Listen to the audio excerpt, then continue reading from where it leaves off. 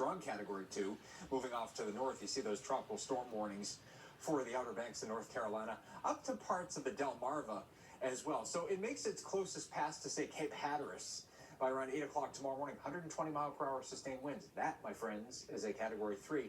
And then it bounces off the Carolina coast and moves out to sea thereafter, passing its closest to us probably by later on Thursday night and very early Friday morning. Still a few hundred miles south and east of us, sending big waves in our direction the whole time, so that by tomorrow, these waves are really going to be peaking out 9 to 13 feet at the New York City beaches, 7 to 12 feet down the Jersey Shore. How about 12 to 16 foot breakers likely at the Long Island beaches, especially eastern Long Island. And it looks like just issued here, it looks like a coastal flood warning was just issued for the south shore of Long Island, still a coastal flood watch down the Jersey Shore. We're particularly interested in the Thursday afternoon/evening high tide, and then a couple more high tide cycles during the day on Friday. So the upshot of all this is dangerous conditions out there at the beaches, high surf and erosion at area beaches through Friday.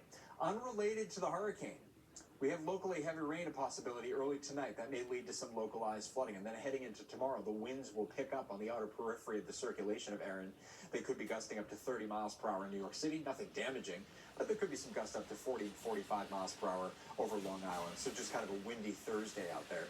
And then coastal flooding, a concern later tomorrow into Friday with those watches and warnings that have just been issued. Right now, temperatures only in the upper 60s across the board right now with that onshore flow. It's a damp feel out there.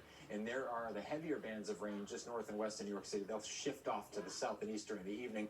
Some of these could sit over the same areas for a while, especially down the Jersey Shore, so there could be some localized flooding there into the overnight hours tonight. I think maybe there's a shower to start tomorrow, and then maybe some breaks of late day sunshine, that high only getting up to about 72 degrees, again, windy out there.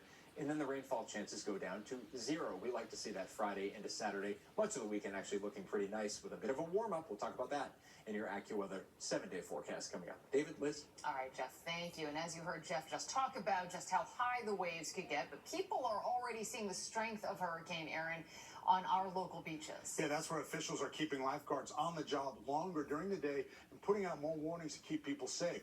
Eyewitness News reporter Tony Yates continues our coverage live at Asbury Park. Tony.